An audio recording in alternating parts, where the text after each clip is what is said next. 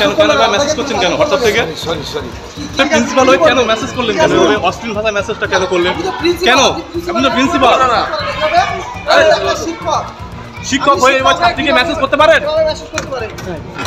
কম বয়সী ছাত্রীকে কি মেসেজ করলেন স্কুলের প্রিন্সিপাল যে তার স্থান হলো শ্রীঘরে?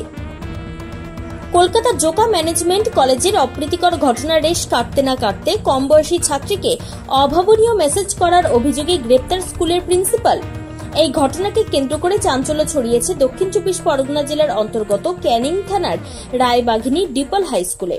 স্থানীয় ও পুলিশ সূত্রে জানা গিয়েছে, ক্যানিং রায়বাঘিনী এলাকায় ডিপল হাই স্কুলটি খ্রিস্টান মিশনারি স্কুল হিসেবে পরিচিত। এই স্কুলের প্রিন্সিপাল লক্ষ্মণ লিমা ওই স্কুলের এক ছাত্রীর হোয়াটসঅ্যাপে মেসেজ পাঠায়। এরপর সেই ছাত্রীর কাছে পাঠানো মেসেজ দেখে ক্ষোভে ফেটে পড়ে ওই ছাত্রীর পরিবার। এরপর ওই ছাত্রীর বাবা মা এসে স্কুলে প্রতিবাদ জানায়। স্কুলে ছুটে আসে ক্যানিং থানার পুলিশ, স্কুল থেকে প্রিন্সিপালকে আটক করে। তবে এই বিষয়ে সংবাদ মাধ্যমের মুখোমুখি হয়ে নিজের দোষ স্বীকার করে স্কুলের প্রিন্সিপাল। ছাত্রীর অভিভাবক তিনি জানান, গত 1 বছর ধরে আমার মেয়ের সাথে নানাভাবে খারাপ কিছু করে যাচ্ছিল প্রিন্সিপাল। বোর্ডের পরীক্ষা থাকার কারণে আমি মুখ খুলতে পারিনি। আমাদের কাছে সম্পূর্ণ তথ্য প্রমাণ রয়েছে। অবশেষে আমরা প্রতিবাদ জানাই। এখন কলেজের প্রিন্সিপাল তিনি অস্বীকার করছে যে এমন ঘটনা তিনি ঘটাননি। প্রতিনিয়ত আমার মেয়ের ফোনে এরকম মেসেজ উনি পাঠাতো।